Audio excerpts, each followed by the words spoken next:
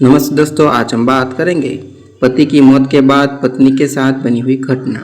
सुधा की दुनिया सिर्फ उसके पति राजवीर और दो छोटे बच्चों आयान और पीहू तक की सीमित थी। एक आम गृहिणी की तरह उसका दिन रसोई की खुशबू और बच्चों की किताबें के बीच शुरू होता था, वहीं ख़त्म हो जाता था। राजवीर एक छोटी सी प्राइवेट कंपनी में काम करते थे। आमदनी सीमित थी, लेकिन प्यार और सुकून से भरा हुआ था।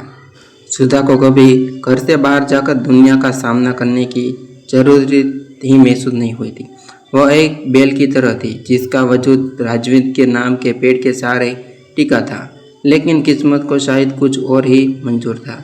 एक शाम ऑफिस से लौटते वक्त एक भयानक सड़क दुर्घटना में राजवीर की मौत हो गई। सुधा की तो जैसे दुनिया ही उजड़ हो गई। जिस पेड़ के सहारे वह जी रही थी वह अचानक जड़ से उखड़ गया था। दुख का पहाड़ कभी भी टूटा नहीं था कि हकीकत के कड़वे घूंट उसके पीने पड़े। राजवीर के जाने के 13वें दिन ही उसके ससुर बनवारी जी लाल ने घर का बंटवारा कर दिया। उन्होंने कहा कि राजवीर ने बिजनेस के नाम पर जो कर्जा लिए थे वह अब सुधा को ही चुकाना होगा। उनका बड़ा बेटा शहर में रहता था और वो लोग अपनी बाकी बची संपत्ति लेकर उसके पास जा रहे थे। जब सुधा ने रोते हुए अपने छोटे बच्चे का वास्तव दिया तो जेठानी जी ने ताना मारते हुए कहा, अपने पति को तो खा गई, अब क्या हमारी भी छाती पर मूंग दलेगी? अपने बच्चों का पेट खुद पालना सीख ले। सुधा को 2 बच्चे के साथ उस घर से निकाल दिया गया। वह सिर्फ दोस्त सुस्केट और आंखों में समंदर लिए सड़क पर आ गई। एक दूर के रिश्तेदार ने तरस खाकर उसे शहर के बाहरी इलाकों में खस्तक हाल में कमरे का मकान किराए पर दिया।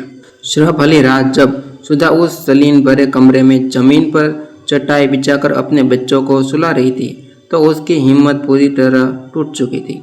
पीहू बुखार से तप रही थी और आयन भूख से रो रहा था। सुधा के पास बच्चों को दूध पिलाने तक पैसे नहीं थे। उसने अपनी सोने की आखिरी अंगूठी निकालकर मेज पर रख दी। वह रात सुधा के जीवन की सबसे काली रात थी। उसे लगा कि वह सुबह का सूरज नहीं देख पाएंगे। उसने सोचा कि क्यों ना वह भी बच्चों के साथ जहर खाकर और इस रोज रोज के संघर्ष से मुक्ति पाले। लेकिन तभी आर्यन ने नींद में बड़बड़ाते हुए उसका पल्लू कसकर पकड़ लिया। उस नन्हे से हाथ की पकड़ ने सुधा के अंदर सोए हुए एक माँ को झुझल को जगा दिया था। उसने अपनी आंसू पहुँचे। परिस्थितियों उसे जितना तोड़ रही थी, उसके भीतर का वजूद उतना ही ताकत से चीख रहा था कि उसे लड़ना होगा। अगली सुबह सुधा ने अपने आंसू हमेशा के लिए सुखा लिए। उसने अपनी अंगूठी बेची, कुछ राशन लिया और एक नई शुरुआत की। सुधा के हाथ में जादू था। वह बहुत स्वादिष्ट पारंपरिक खाना बनाती थी। उसने उसी छोटे से कमरे में से टिफिन की सर्विस शुरू की। शुरुआती दिन नर्क से कम नहीं लग रहे थे।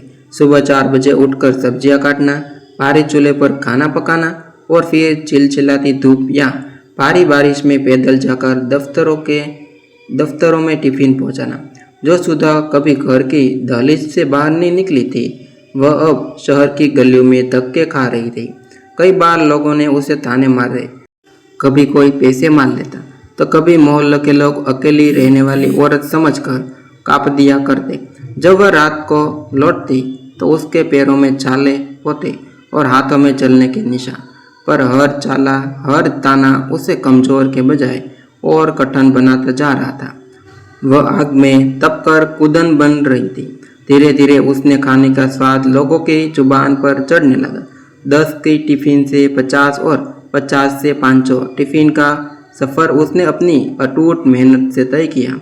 उसने कुछ और ज़रूरतमंद औरतों को अपने साथ जोड़ा। उसकी छोटी सी रसोई ने सुधा के कॉन्ट्रैक्टर्स का रूप ले लिया था।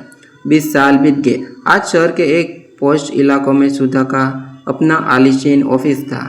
आर्यन एक सफल सॉफ्टवेयर इंजीनियर बन चुका था और पीहू अपनी वकालत की पढ़ाई पूरी कर रही थी। सुधा अब एक बेसहारा विधवा नहीं थी, बल्कि शहर की जाने मानी बिजनेस वूमन थी। उसके चेहरे पर अब डर नहीं थी, बल्कि एक शांति आत्मविश्वास था। एक दोपहर सुधा ने अपने कैबिन में बैठी कुछ फाइल पर हस्ताक्षर कर रही थी।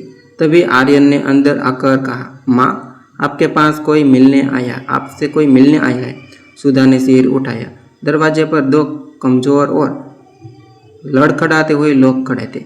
एक उसके ससुर बनवारी लाल थे, जो अब बूढ़े हो चुके थे और लाचार दिख रहे थे, और उनके साथ उनका बेटा यानी सुधा का जेठ था। सुधा अपनी कुर्सी से उठी। बनवारी लाल की आंखों में शर्म से झुकी हुई थी। जेठ ने कांपती आवाज में कहा, सुधा, हमें माफ़ कर दे। मेरे बिजनेस में भारी घाटा हो गया है। सब कुछ नीलाम हो गया है। पिताजी को लकवा मार गया है। हमारे पास इलाज तो क्या, 2 वक्त की रोटी को भी पैसे नहीं है। हमें बस कोई छोटा सा काम दे दे। अपनी कंपनी में। सुधा ने उन्हें देखती रही। उसे वो रात याद आ गई जब उन्हीं लोगों ने उस बच्चे समेटे सड़क पर फेंक दिया था। उसे वो बारिश की रात याद आ गई जब वह छतरी के बिना टिफिन बांटते हुए रोती थी। अगर वह चाहती तो आज उन पर हंस सकती थी, उन्हें धक्के मारकर निकाल सकती थी, लेकिन सुधा ने ऐसा कुछ भी नहीं किया। उसने इंटरकॉम पर अपने अकाउंट को फ़ोन किया। शर्मा जी, मेरे जेठ जी के नाम से हर महीने एक निश्चित रकम उनके खाते में ट्रांसफ़र करने का इंतज़ाम कर दीजिए, जिससे बाबूजी का इलाज और उनके घर का राशन चल सके। जेठ जी और ससुर हैरान रह गए। बनवारी लाल फुट फुट कर रोने लगे और सुधा के पैर की तरफ झुके। तू देवी है बहू, हमने तुझे चलाना चाहा था और तू आज हमें जीवन दान दे रही है। सुधा ने पीछे हटते हुए बहुत शांत स्वर में कहा, मैं देवी नहीं हूँ बाबूजी, बस एक माँ हूँ। मैंने आपको पैसे इसलिए नहीं दिए कि मुझे आपके कोई महताना की चादर ओढ़नी है। मैंने यह सिर्फ अपने पति राजवीर के पिता का सम्मान रखने के लिए किया।